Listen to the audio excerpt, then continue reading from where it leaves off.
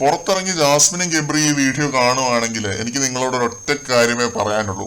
ഇതൊരു അഡ്വൈസ് ആയിട്ടോ എങ്ങനെ വേണമെങ്കിലും എടുക്കാം. ഒരു പ്രേക്ഷകൻ എന്ന നിലയ്ക്ക് നമുക്ക് തോന്നുന്ന കാര്യങ്ങളാണ് പറയുന്നത്. Take it or leave it. കാരണം നിങ്ങളുടെ ലൈഫാണ്, നിങ്ങളാണ് തീരുമാനിക്കേണ്ടത് അതെങ്ങനെ ജീവിക്കണം എന്നുള്ളത്. ഞാൻ പറയാൻ ഉദ്ദേശിക്കുന്നത് ഇത്രേ ഉള്ളൂ. വർഷം 2024 ജാതി, മതം, നാട്, വീട്, കൂട് ഒന്നും ഈ കാലത്ത് ഒരു മാറ്ററേ അല്ല. പ്രത്യേകിച്ച് റിലേഷനിലാണ് എന്നുണ്ടെങ്കിൽ, നമ്മൾ ഇഷ്ടമാണെങ്കിൽ നിങ്ങൾ ഈ ഒരു റിലേഷൻഷിപ്പ് പ്രൊസീഡ് ചെയ്യണം. പ്രൊസീഡ് ചെയ്താൽ ഈ നെഗറ്റീവ് പറഞ്ഞ നമ്മളടക്കം കാര്യങ്ങൾ മാറ്റി പറയും എന്നുള്ളത് നിങ്ങൾക്കും അറിയാം.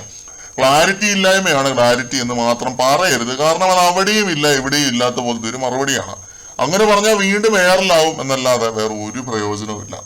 ഗബ്രി ആണേലും ജാസ്മിൻ ആണേലും രണ്ടുപേരെയും കണ്ണിലുണ്ട് കേട്ടോ എല്ലാം. ഇപ്പോൾ സിറ്റുവേഷൻഷിപ്പോ ഫ്രണ്ട്സ് വിത്ത് ബെനിഫിറ്റ്സോ പിന്നെ ജബ്രി കോംബോ ഗെയിമും ഒന്നും അല്ലെന്നേ ഇത്. അതെയും താണ്ടി പുനിതമായ എന്തോ ഒരു സംഭവം ഉണ്ട്.